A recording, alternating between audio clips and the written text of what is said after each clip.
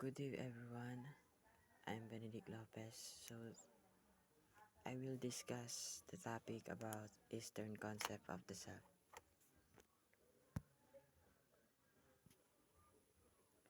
In the East, philosophy and religion are twisted together. Thus the major Eastern religions such as Hinduism, Buddhism, Confucianism, and Taoism are also the common representatives of Eastern thought. So These Eastern intellectual traditions differ greatly in features and approaches to the various issues about selfhood. For this reason, Eastern thought is described as pluralistic. This is according to Garcia 2013. Although these four systems of Eastern thought differ in their approaches to the concept of self, they share the same goal to teach how to become a perfect person. This is according to Villaba 1995. So, it's fascinating how Eastern philosophy and religion intertwine with major traditions like Hinduism, Buddhism, Confucianism, and Taoism, representing Eastern thought. Despite their differences in approaches to the concept of the self, they all strive towards a common goal of teaching how to become a perfect person. So, sinasabi po dito na yung apat, which are Hinduism, Buddhism, Confucianism, and Taoism, is pare-pareho po sila ng goal. Ito ay ang magturo sa tao kung paano maging perpektong version ng kanyang sarili.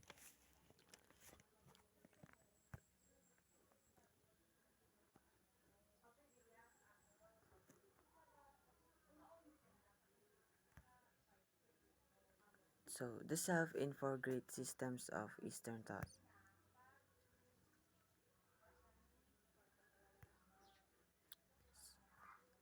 which are Hinduism, Buddhism, Confucianism, and Taoism. So, Hinduism. The Hindu concept of the self is expounded in Vedanta, a major school of Indian thought based on Upanishads, the classical Indian philosophical treatises. It has been stated that Brahman is an absolute reality, and Atman, the soul or spirit, the true knowledge of self, is identical to Brahman. Vedanta characterizes human suffering as the result of failure to realize the distinction between the true self, or permanent and unchanging, and the non-true self, the impermanent and changes continually. So the goal of the person is to know the true reality on or Brahman. Self-realization is being united to all embracing Brahman. However, the realization of true selfhood will result in a complete dissolution of individual identity. This is according to WHO 1995. So within Hinduism, that indeed emphasizes the distinction between the true self, or the permanent and unchanging, and the non-true self, or impermanent and changes continually. According to Vedanta, human suffering often arises from the mistaken identification of the self with the impermanent aspects of one's existence, such as the body, mind, and ego. The core teaching of Vedanta is that the true self or Atman is eternal or unchanging and identical to ultimate reality or Brahman. Realizing this distinction between the true self and the ever-changing aspect of one's being is believed to be the key to transcending suffering and achieving spiritual liberation. So, the law of karma is the most important doctrine of Hinduism. All actions are subject to karma. Individuals' actions will lead to either good or bad outcomes in one's life. People get exactly what they deserve. So, if you do good things, you will be rewarded, and if you do bad, you will be punished. So, it is easy to understand na kung gusto mong makareceive ng magandang bagay, gumawa ka ng mabuti. Pero pag gumawa ka ng masama, mapaparusahan ka talaga. At hindi natin alam kung kailan o saan at sa paanong paraan. If the law of karma decides, wala tayong magagawa. So, may pagkakapareho po sila ng golden rule na sinasabi na huwag mong gawin sa iba kung ano yung ayaw mong gawin ng iba sa iyo, or do not do to others what you would not want others to do to you. So, therefore, the individual is the only one responsible for the consequences of his or her actions. This is according to Garsha 2008. The concept of karma is indeed a fundamental doctrine in Hinduism. It is the belief that one's actions, both good and bad, have consequences in this life or future lives. While it is an essential aspect of Hindu philosophy, it's worth noting that there are various interpretations and understandings of karma, and not all Hindus may interpret it in the same way. Additionally, the idea of karma extends beyond Hinduism and has influenced other belief systems and philosophies as well. So, the law of karma is the most important doctrine of Hinduism. All actions are subject to karma. Individual actions will lead to either good or bad outcomes in one's life. People get exactly what they deserve. So, Hindus believe that Atman, being an immortal soul, continues to be reincarnated from lifetime to lifetime until it's freed from the cycle of rebirth and reaches a state of nirvana or non-birth. This according to Garsha 2008. Karma does not end with the body's death, so its influence may extend through the incarnation of the soul. So individuals cannot change the fact that they are exactly what they are supposed to be in life in their present lifetime. They can change what they will become in their future lives. It suggests that the actions and choices a person makes in their life have consequences that extend beyond their current existence. So karma does not end with the body's death. This means that the effect of a person's actions, both good and bad, do not simply disappear when they die. Instead, they carry forward in the same way. Its influence may extend through the incarnation of the soul. According to the belief in incarnation, when a person dies, their soul is reborn in a new body. The accumulated karma from previous lives can influence the circumstances of their future incarnations. So individuals cannot change the fact that they are exactly what they are supposed to be in life. This implies that the circumstances and the challenges a person faces in their current life are a result of their past karma. In this sense, they are living out the consequences of their previous actions. So in their present lifetime, they can change that will become in their future lives. This part emphasizes the idea of free will and personal growth. While individuals may have karmic baggage from the past, they also have the opportunity to make choices and engage in actions that can create better karma for their future lives. In senses, people can work toward improving their future circumstances through their present actions. So, in summary, the concept of karma suggests that our actions have consequences that persist beyond our current life, affecting our future incarnations. However, individuals have the power to shape their future karma through their choices and actions in the present. So, here we go with Buddhism. Siddhartha Gautama, known as the Buddha, is the founder of Buddhism. The root word of Buddhism is Bud, meaning awake. So, to be awake may imply that opening the eyes would lead to understanding more about the self and the world.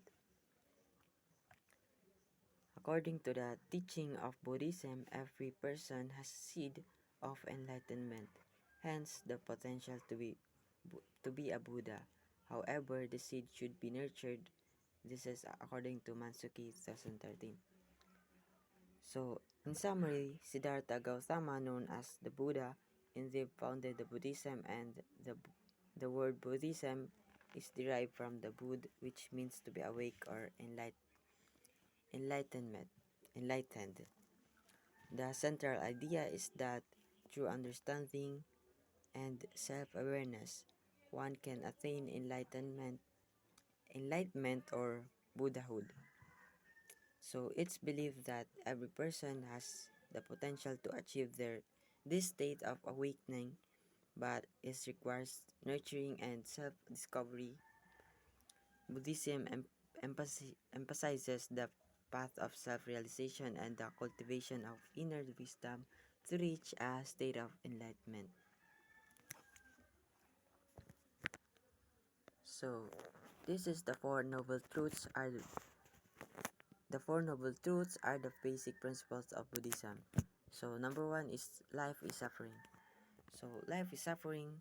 The idea that life is suffering is a perspective often associated with Buddhist philosophy. It suggests that suffering is an inherent part of the human experience, but the goal is to transcend it through understanding and enlightenment. While life can indeed be challenging at, at times, it also offers opportunities for growth, happiness, and meaningful experiences. So, number two is suffering is caused by attachment to desires. So, the idea that suffering is caused by attachment to desires is a central concept in various philosophies and spiritual traditions, including Buddhism. The idea is that when we strongly attach ourselves to desires and become overly attached to the outcomes we crave, it can lead to suffering as we may experience frustration, dissatisfaction when those desires are not met. So, by practicing detachment and reducing our attachment to desires, some believe it is possible to reduce suffering and find a more content and peaceful state of mind. So, number three is suffering can be eliminated. Suffering may not always be completely eliminated, but it can often be reduced or mitigated through various means such as personal growth, therapy, support systems, and positive life changes. So it complex topic with different perspectives including philosophical and psychological viewpoints.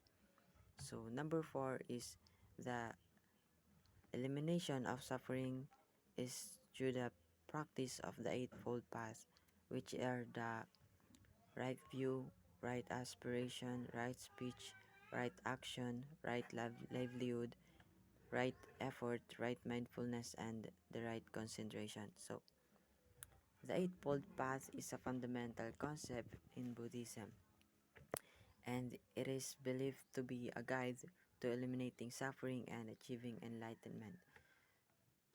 So, each of the 8 components play a crucial role in this process. So, number 1 is the right view or the samadhi. So, this is the foundation of the path, emphasizing the importance of understanding the Four Noble Truths, the truth of suffering, its cost, its cessation, and the path to its cessation. It involves gaining insights into the nature of reality and seeing things as they truly are. So, So the number two is the right aspiration or sama sankapa. So it involves cultivating wholesome intentions and desires. Practitioners are encouraged to let go of harmful intentions and develop compassion, kindness, and commitment to the path of enlightenment. So number three is the right speech or samavaka. So this component focuses on using truthful, kind, and helpful speech. So avoiding lying, harsh words, gossip, and divisive speech is essential to maintain ethical communication. So number four naman is right action or sama kamata. So it emphasizes living life that is ethically sound and in accordance with the principles of non-harming so non-harming. So this involves refraining from actions such as killing, stealing, and sexual misconduct. So number five naman is right livelihood or sama ajiva. So this aspect relates to the one's occupation or way of earning a living. Right livelihood means engaging in work that does not cause harm to others and is aligned with the principles of ethical conduct. So, number six is right effort or sama vayama. So, it involves making a diligent and sustained efforts to cultivate wholesome qualities and eliminate unwholesome ones. So, this includes the development of mindfulness and the o- discipline to overcome negative habits. Through mindfulness, practitioners gain insight into the impermanent nature or reality. So, number 8 is the right concentration. So, concentration or samadhi. So, this refers to the development of deep mental concentration and meditative absorption. It involves refuse it involves focusing on the mind on a single object such as the breath or a mantra. So by following the eightfold path, indiv- individuals aim to cultivate wisdom through this holistic approach. Practitioners gradually reduce suffering, break free from the cycle of rebirth, and attain enlightenment, which is the ultimate goal in Buddhism. So, in Buddhist philosophy, man is just a title for the summation of the five parts: the matter, sensation, perception, mental constructs, and consciousness. So, that compose the individual. However, each of the parts distinctly is not man. So, this according to Vilyava 1995. Man has no self or no soul. There is only nothing, and all else is an illusion. So, there is nothing permanent but change. So, the ignorance of the impermanence of everything may lead to an illusion of selfhood. This primal ignorance is the cause of life's misery. So, births and rebirths, the perfect moral intellectual knowledge becomes powerful in the sense that it eliminates the cause of one's misery and awakens one from the illusion of selfhood. So, the deal is to experience nirvana, literal meaning blowing out like a lamp, a state of transcendence devoid of self-reference. This state of transcendence can be achieved through meditation, this according to WHO 1995. So, nirvana, which literally means blowing out like a lamp, signifies the extinguishing of suffering, desires, and the ego. It's a state of profound peace, liberation, and enlightenment. So,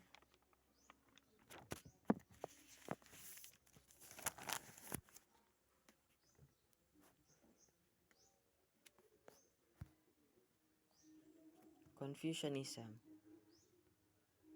The Confucian doctrines are found in the Analects Conversations of Confucius. The core of Confucian thought is the Golden Rule, or the principle of reciprocity. Do not do to others what you would not want others to do to you. Thus, the basic virtue or proper conduct is knowing how to act in relation to others. So, the most important of relationships are the five cardinal relationships between ruler and subject, between father and son, between husband and wife, between brothers and between friends. Hence, the self is known as a relational self. So another important feature in Confucian thought is the individual's greatest mission of attaining self-realization, wherein self-cultivation is instrumental. Self-cultivation can be accomplished by knowing one's role in society and acting accordingly. Moral character is perfected by continuously taking every opportunity to improve oneself in thought and action. So, harmonious relationships.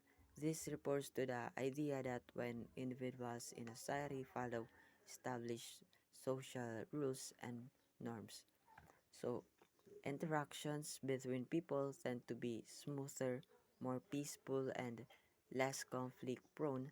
In such a society, people are more likely to get along with each other. So, there will be harmonious relationships when individuals follow the rules of people, proper social behavior. The individual is set to respond to what is socially required rather than to one's personal needs and goals. Here, the self is a subdued self. This according to 1995. So, here we go with the Taoism. So, Taoism is a Chinese counterculture. Taoists reject the Confucian idea of a relational self. To them, the self is an extension of the cosmos, not of social relationships. The self idea described as one of the limitless forms of the Tao. This according to Wu 1995. The Tao is commonly regarded as nature that is foundation of all exists, according to Garcia 2013. It is not bounded by time and space. The ideal is to identify with it. The Tao, the perfect man, has no self. Selflessness is attained when the distinction between I and the other dissolves.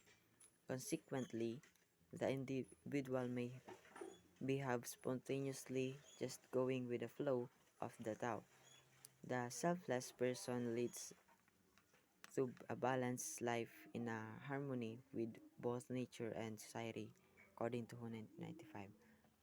Taoists believe that simplicity, spontaneity, and harmony with nature should govern one's life.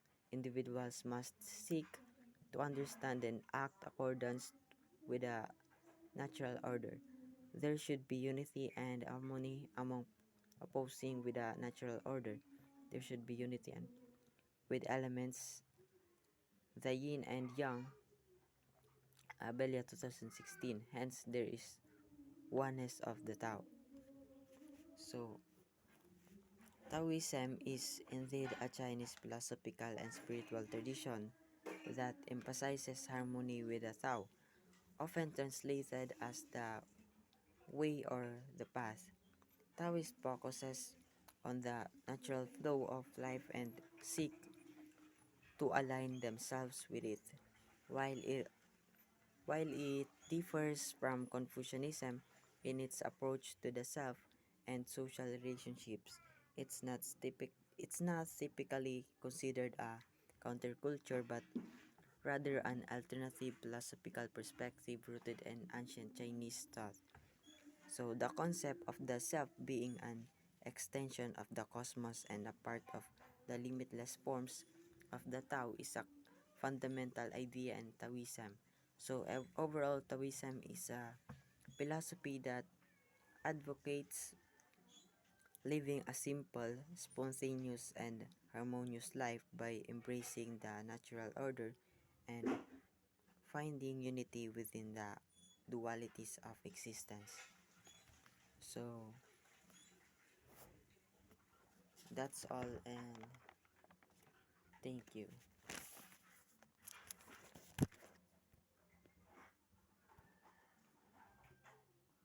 So thank you for listening, and I hope you understand po.